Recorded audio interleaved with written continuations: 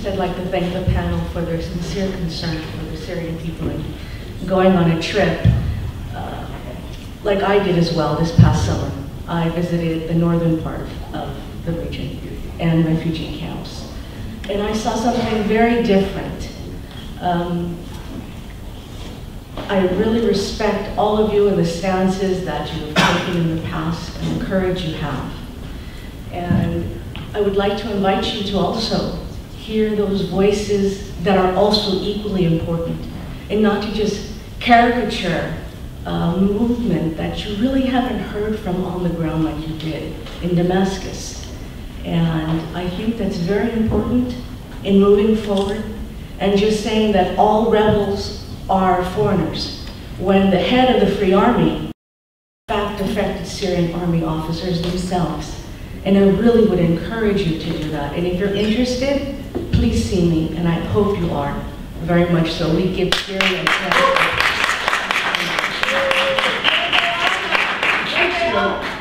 Well, it was very interesting for me to see Ramsey Clark supporting Bashar al-Assad and giving him permission and saying it was okay for him to commit atrocities, and the two other gentlemen that were there that were so-called anti-war. Anti-war means war against anybody, not just because somebody is your crony or you think he's anti-imperialistic or because you believe in the ideology of Russia, that it's okay. Bashar Assad is a war criminal. Johnny cited the UN as a source when he was speaking. The UN's report on Syria for 2012 and 2013, they have Bashar Assad as a war criminal, listing cluster bombs, the use of Scud missiles, chemical weapons. And this was the first time the Assad family has used chemical weapons. His father also used them in the 80s. So just seeing how the language of the peace movement has been co-opted so effectively by this organization, what is it, Syrian, American Syrians? Hand in hand. Arabic Americans for Syria. That they've co-opted this language so effectively, false flag and, you know, underground. But we are actually the group that's pro-peace. We're the ones going in and doing the humanitarian aid. Where is Bashar Assad in the UN refugee camps? How is he lobbying for these children and for these widows and for the raped women to be supported monetarily? He's not.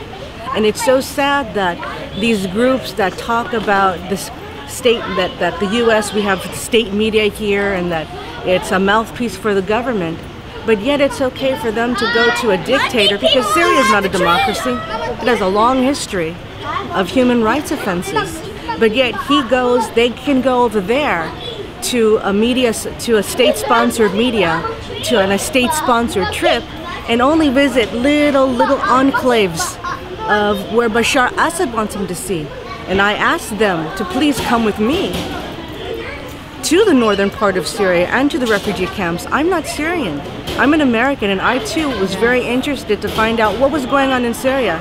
So I went there because I want to know what the truth is. And the other one was Cynthia McKinney, another woman who was very courageous, just like Ramsey Clark is. It's shocking to me to see that they would be on that side of the fence, on the side of the fence where now hunger's being used as a weapon, rape is systematically being used as a weapon, and also they keep repeating this fairy tale that the rebels are foreigners. Yet they do not at all cite any sources where it's very documented that Hezbollah entered Al-Qusayr, massacred, their flags were flying in Damascus. Russia is giving the money to prop up this regime. Iran is giving money, China is giving money, but yet nobody wants to address this. We would like the Syrian people to have the ability to determine for themselves what they want to do. Not the United States, not Russia, not Hezbollah. They don't want Bashar Assad there. He's a dictator. His family if they want to talk about imperialism, the Ba'athist Party, the Alawi were put there by the French. What do you think about the U.S. and their possible, at that time, the possible airstrikes and them intervening, or foreign fighters there, for instance? What are your feelings about that? In any war, if we look at the French Foreign Legion, they're foreigners. The vast majority that has been documented, and if you look at the study done by the Syrian Emergency Task Force, they have documented about 300 foreign fighters. What's happening is that in this vacuum of international solidarity to support the Syrian revolution, it comes down to guns and butter. The groups that are coming in as foreigners are coming with money, they're coming with food. It's not that the Syrian people are extremists. This whole, that they were talking about that only suddenly Syria is pluralistic. Syria was always pluralistic. Now addressing the United States and their stance on bombing, it didn't happen. And it was until there was a credible use of force by a world power that the Assad regime even admitted they had chemical weapons. Of course we don't want to see Syria bombed. Of course we don't want to see more bloodshed. Of course we don't want to put our own troops in harm's way. I'm an American citizen and I have family members in the military. So that's something that is very important to me.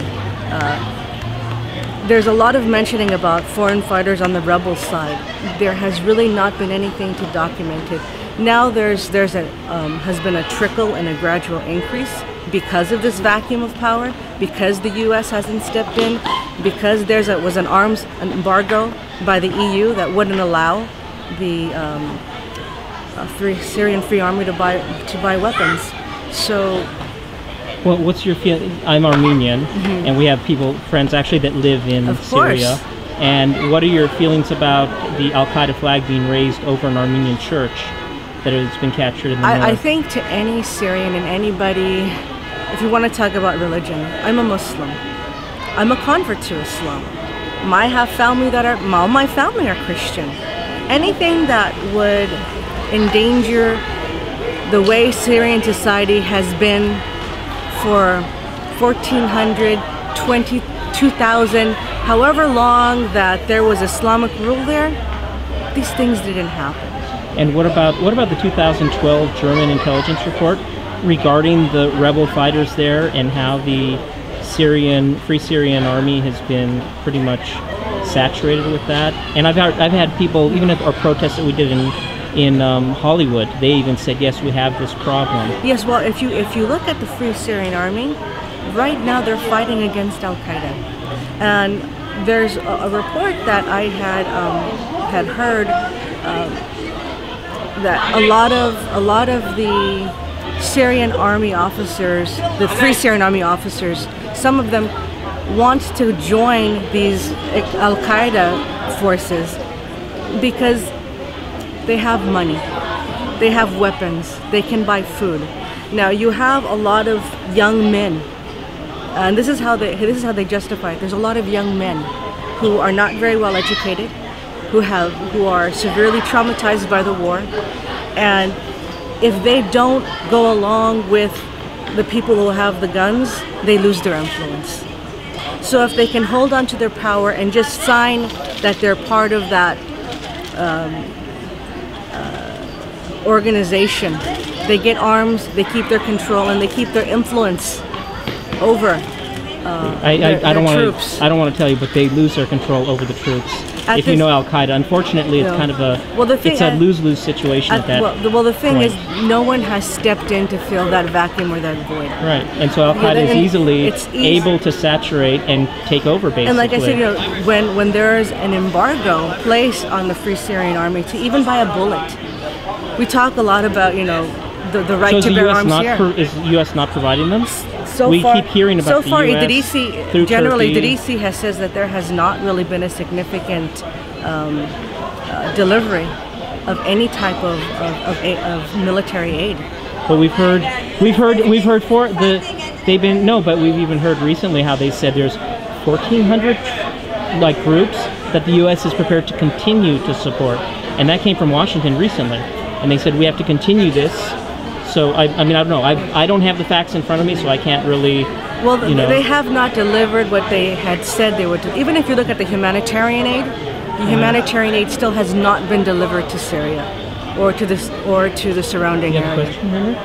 How would you respond to the fact that America has time immemorial been funding these insurgent groups within legitimate countries to overthrow, like let's say in the Reagan and Carter administration, when in regards to Afghanistan's socialist government and how they funded Mujahideen to overthrow the government? It's the same thing repeating itself. How would you respond to that? You know, I want to. Syrian people do not want extremists in any form. They have not traditionally been an extreme society, and it's created this breeding ground, an ability for. If you look at these extremist groups, the Iraqi, the Sham organizations that are linked to Qaeda, it was Bashar al-Assad that actually allowed these groups to enter Iraq to fight the United States. So one has to ask, who's funneling these groups in? If there's already an existing relationship. The Syrian people do not want extremist organizations. They want the ability to determine what kind of government they want, and that's what they're fighting for. And it's true, the United States has funded groups like Al-Qaeda in Afghanistan and all over the world, in Central America and Latin America. So, but this is a side issue. This doesn't have to deal with, is Syria asking for this type of help from Al-Qaeda? No, they're not. There has not evidence on the ground that they've been inviting them. They've been inviting themselves in because of the porous situation. And so when you say that the Free Syrian Army and Syria in general does not support extremism, then how would you respond to videos, countless sources of Free Syrian Army members slaughtering Christian priests, beheading 4-year-old girls, Christian girls? How would you respond to that? Is that not extremism? That's extremism as well, and one does denounce these things when they happen. And when I mentioned the report, The Free Syrian Army denounced what no, they I did? said I personally, Oh. I can't speak for the Free Syrian Army. I can just give you my opinion and what I see and what I think and what I've heard. How would you want to implement peace? Let's say if you get rid of Assad, right? And then It's not even. It wouldn't be me because I'm not Syrian. I'm concerned, and even Syrians that live here. It's something that Syrians that live in Syria have to determine.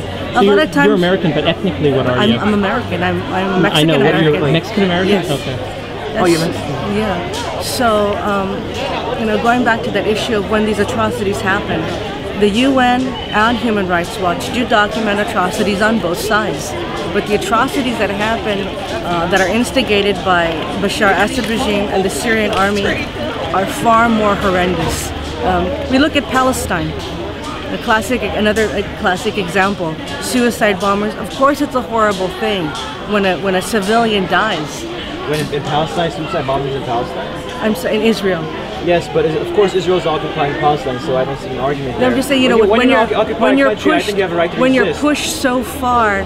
I mean, I don't know how it is to see my family members killed or in prison. I'm a privileged person. And I don't understand that. And I'm saying I don't condone violence on civilians and children for anybody in any circumstance. And you're saying that you want to take the stance of Assad's bad, so we shouldn't support him. But the question is, who do you support? If you don't support Assad, who is someone trying to balance the situation, right? You're going to support the United States. If Assad leaves, the people who want to oppose Assad and take control of Syria will make it more erratic, because then more groups, factions will attack each other. And it'll be somewhat chaotic. For me, I would feel more comfortable this question being asked to someone actually Syrian, because it's not my country. Is there anybody Syrian that you can point out to? Yes, right here. Right here. Okay. If they're interested. But in the light. I have one more thing to say. There does exist a government in exile. It's the coalition. In Arabic, they're called Itilaf, and they do represent the different fractions of what the Syrians want. The thing is, it's for them to decide. It's not for me to decide. It's not for America to decide or for Russia to decide. It's for them to be able to decide. And at this point, there hasn't been given there hasn't been an opportunity, even at the Security Council, the UN Security Council, for the opposition to actually voice their concerns. My father, he's Armenian, and whenever he went to Syria to visit for vacation or for business, he used to say that's one of the most beautiful sights I've ever seen. He went to Aleppo. There's a lot of Armenians there, and he said it was one of the most beautiful things he's ever seen. And now when he sees what's going on, this happened as soon as the insurgency occurred. This wasn't happening when there was just a Assad government which people actually accepted. As soon as we got this insurgency, we saw the government collapsing, and we saw the societal welfare collapsing.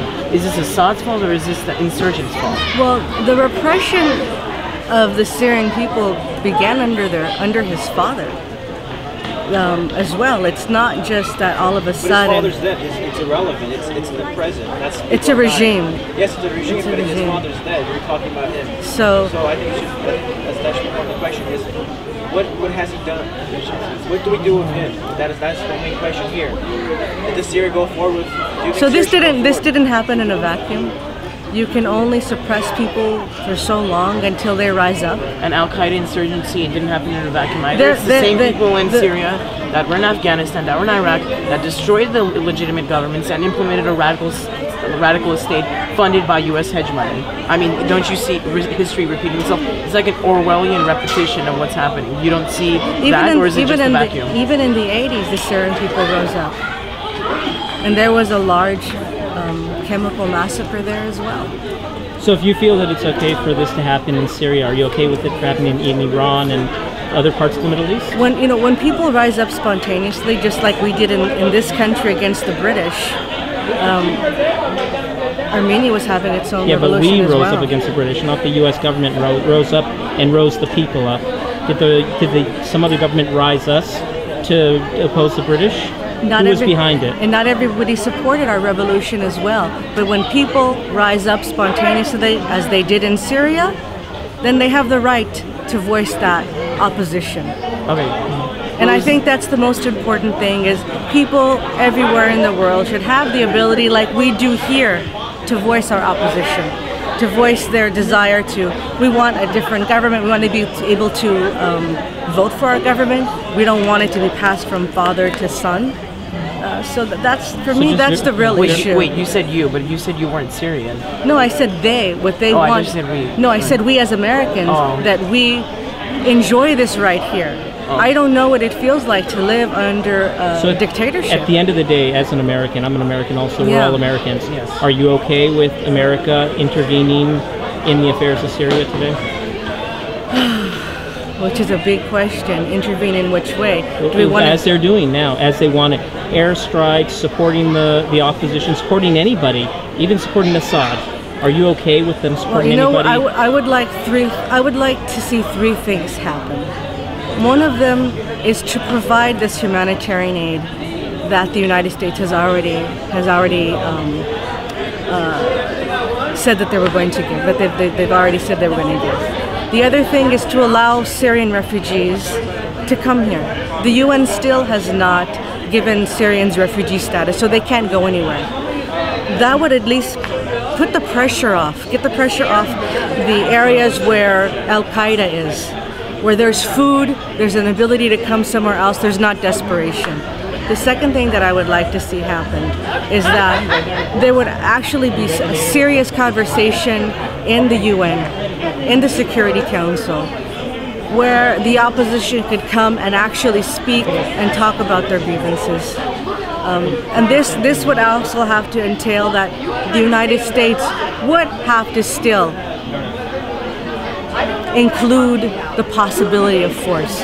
Because when we talk about chemical weapons, when we talk about war crimes, we signed on to The Hague, just like a lot of other countries did. And once we sign an international treaty, it also becomes U.S. law. So once we do that, we're also part of... It actually doesn't. It's not like that. An international treaty has to be then ratified by the United States Congress. It doesn't automatically become... Well, The Hague has. This is something that we signed on to. Okay. And this is something we did in Kosovo as well. And I had this explained to me by a congresswoman. It is law here. When somebody violates a law, now we pick and choose what we want to do, right, in the United States. If we as a government say we're not going to allow chemical weapons there, which is the issue, that you're violating international law, then we've put that out there, and it is law in the United States that we cannot use chemical weapons because of what happened in World War I. So if there's not a consequence for these war crimes, we cannot begin this peace process. There needs to be some kind of ceasefire. There needs to be something that's going to happen too. Thank you.